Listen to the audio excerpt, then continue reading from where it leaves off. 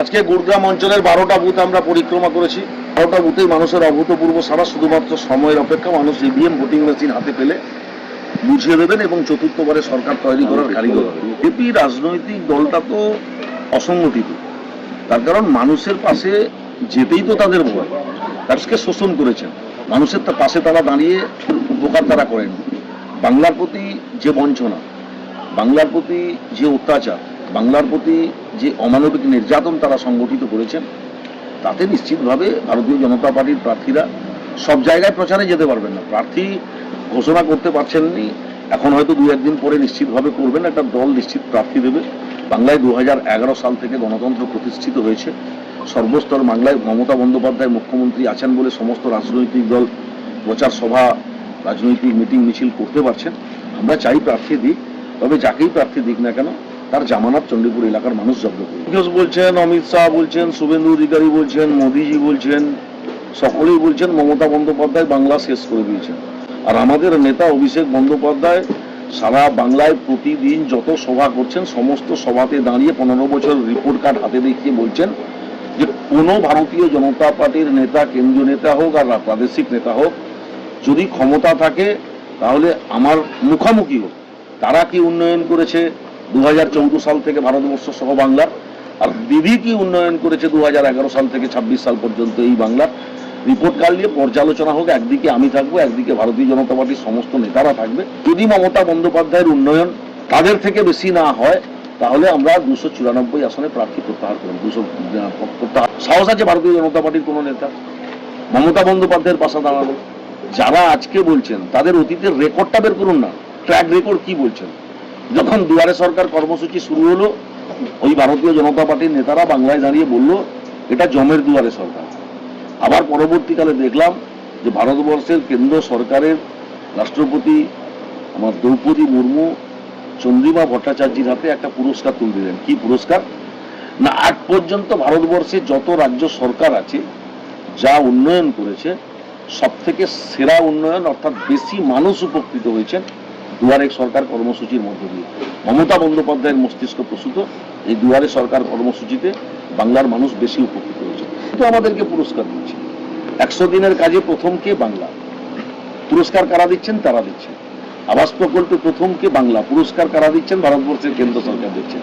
আর বাংলায় এসে বলছেন মমতা বন্দ্যোপাধ্যায় কাজ করতে পারেনি, মমতা বন্দ্যোপাধ্যায়ের নেতৃত্বে উন্নয়ন এগিয়ে পিছিয়ে গেছে। উন্নয়নের কথা বলবেই তো, তার কারণ দিদির উন্নয়ন তো প্রত্যেকটা বাড়িতে বাড়িতে পৌঁছেছে।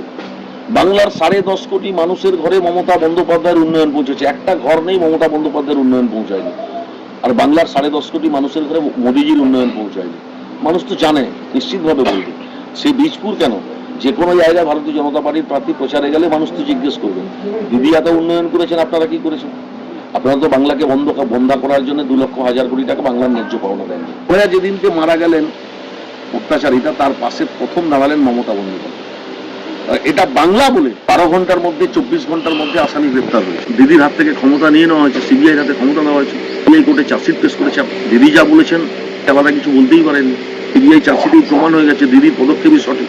উত্তরপ্রদেশের হাসরাতে যে মেয়েটি ধর্ষণ করে তাকে জ্বালিয়ে পুড়িয়ে মারা হলো, কে গ্রেপ্তার হয়েছে? ভারতের ডবল ইঞ্জিন সরকারগুলোর যে ক্ষমতায় রয়েছে যে সমস্ত রাজ্যে, নারী নির্যাতনের ঘটনা ঘটলে কজন গ্রেপ্তার হয়? বাংলায় মমতা বন্দ্যোপাধ্যায় আছে বলে, সুশাসন আছে বলে বাংলার নারীরা উপযুক্ত সম্মান পান, উপযুক্ত সুশাসন পান। নির্বাচন ঘোষণা হয়ে গেছে, নমিনেশন প্রক্রিয়ার মধ্যে যদি সমস্ত তালিকা এখনো আটকে আছে সেটাকে ক্লিয়ার না করতে পারে, নির্বাচন বৈধ বলে আমার মনে হবে। কেন? তালিকা যদি প্রকাশ না হয়, নাম নেই, পূর্ণাঙ্গ তালিকা প্রকাশ হলে আমার নাম আসতে পারে। একজন বাংলার নাগরিক, আমি নির্বাচনে প্রতিদ্বন্দ্বিতা করতাম বা করার মতো ইচ্ছা ছিল, আমি সেই জায়গা থেকে পিছুপা হলাম। তার মানে এটা কি সঠিক নির্বাচনী প্রক্রিয়া হলো? এটা মানুষকে ভাবতে অনুরোধ করে। এরা কোনো আইন না মেনে, এরা কোনো আইনের দিকে ধ্যান না দিয়ে এরা স্বেচ্ছাচারিতা করছে বাংলার প্রতি।